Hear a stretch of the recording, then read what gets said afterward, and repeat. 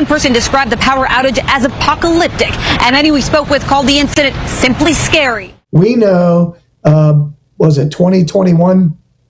Hamza bin Laden, one of the sons of Osama bin Laden, became the military commander, and then about a year later became the emir of Al-Qaeda. And him and his brothers, Saad and Uthman and Abdullah, are all in on the U.S. plot, which is Al-Qaeda is targeting soft targets, specifically hospitals, medical centers, and other things like that. The intelligence is they've got police uniforms, utility uniforms, fire and rescue uniforms, because the intent is to have first the primary attacks on whatever soft target, including hospitals, and then secondary attacks.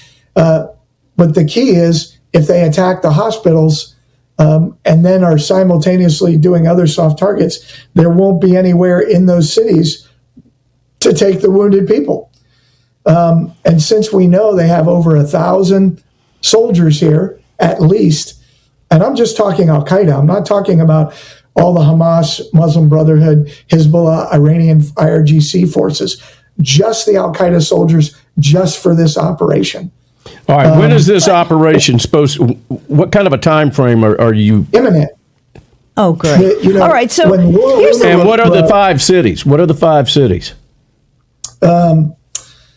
Miami, Houston, shoot, I'm going to have to pull it up. Give me a second. All right, so we're talking about 5 cities. I put it out in an announcement. We're following 2 breaking stories tonight. The first, a power outage at Grand Central Terminal. It happened about 8:30, after the evening rush. The outage did not affect train or subway service, but several people were stuck in elevators for a short time. The backup generators kicked in, but the power is now back on. All the normal players that threaten our lives on an ongoing basis with our security, whether it's your family, whether it's financial institutions, whether it's our government computer systems. This is a major story. This is a very big deal, and it's something that, God bless them for the NYPD, along with the Secret Service, to have uncovered this before something nefarious was triggered is remarkable. The Secret Service announced that it dismantled a massive telecommunications threat to the city. According to the agency, agents uncovered a cache of electronic devices, including SIM cards and servers, in multiple locations. Secret Service says it's identified and dismantled a massive threat near the United Nations. The agency found what's described as a hidden telecom network consisting of thousands of illicit servers and SIM cards. Investigators say it could have blacked out cell service, jammed 911 calls, and plunged the entire city into chaos, and we've been warned about this for some time. Well, the Secret Service said the network had the capability of anonymously transmitting assassination threats and could also be used to cripple cell service. Listen to this.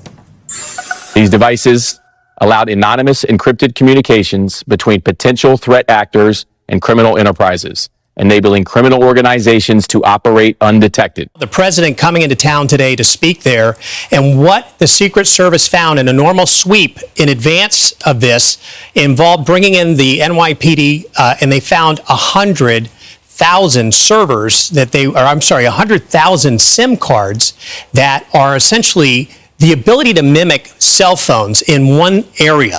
And imagine if you had the ability to send out 30 million text messages to overwhelm our telecommunications system, it would bring not just the city to its knees, it would really bring a big section of the country to its knees. And what somebody could do, say I was located in China or in Austria or some island somewhere, is I can connect to that SIM server and use a U.S. number to convey a threat, have a phone call, ask for information, all those type of things. So scammers use these a lot, but when they start to convey threats, that's where the Secret Service is involved, and that's how we got to where we are today. But speaking of where we are, tell me about the timing. I mean, this is happening in the middle of the UN. The President of the United States is here in this city. There's extra security. How did we get here in this moment? But the Secret Service says early findings show that some of the seized SIM cards are tied to foreign actors and criminals already known to federal law enforcement.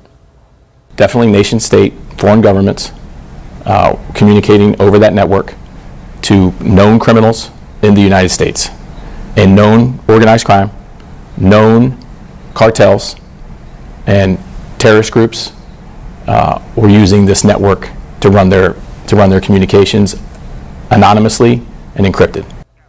The feds say now forensic work is underway to find out who stood behind this network and whether similar threats lurk elsewhere. And we have some early leads that are coming in that it potentially was of Chinese origin. Nothing's confirmed yet, but what it could do is, with one click, send this entire network off on a dangerous mission to interrupt telecommunications here in the country. And I can't overstate this. The idea that we think this is isolated to the UN or the president's visit, it's far-reaching. It's far greater reaching than that, and we're just learning the tip of the iceberg of this. Meeting of military leaders who have been summoned from command posts all around the world by Pete Hegseth to hear his 1 hour long take on, quote, warrior ethos is, if you can believe it, sounding even more weird by the hour. Yesterday, Donald Trump told NBC News that he will now be attending the meeting. Trump said this, quote, "It's really just a very nice meeting, talking about how well we're doing militarily, talking about being in great shape, talking about a lot of good positive things. It's just a good message. We have some great people coming in, and it's just an esprit de corps." You know the expression esprit de corps? That's all it's about. We're talking about what we're doing, what they're doing, and how we're doing. Exactly what one would want the person with the nuclear launch codes to say about the reason he summoned every military leader to a single meeting in one room.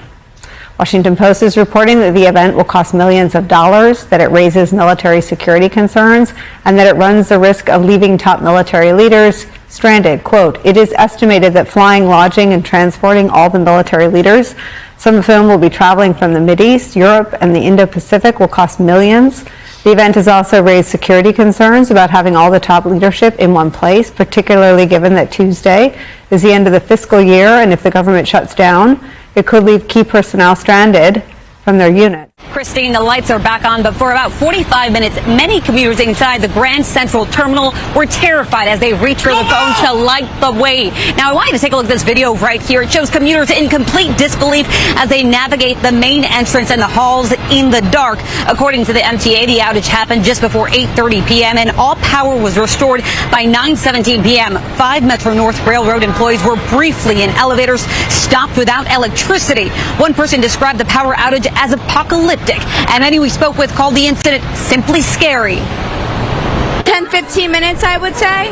Nobody could tell me when it was going to come back on either. It was scary. I tried to play dumb, like I was not scared, but I was terrified on the inside. The lights went out, and I didn't know what was going on. I'm a New Yorker, born and raised, and I wasn't sure what was happening. I've never seen this before in Grand Central. The MTA still hasn't gotten their act together. You would think they would have generators.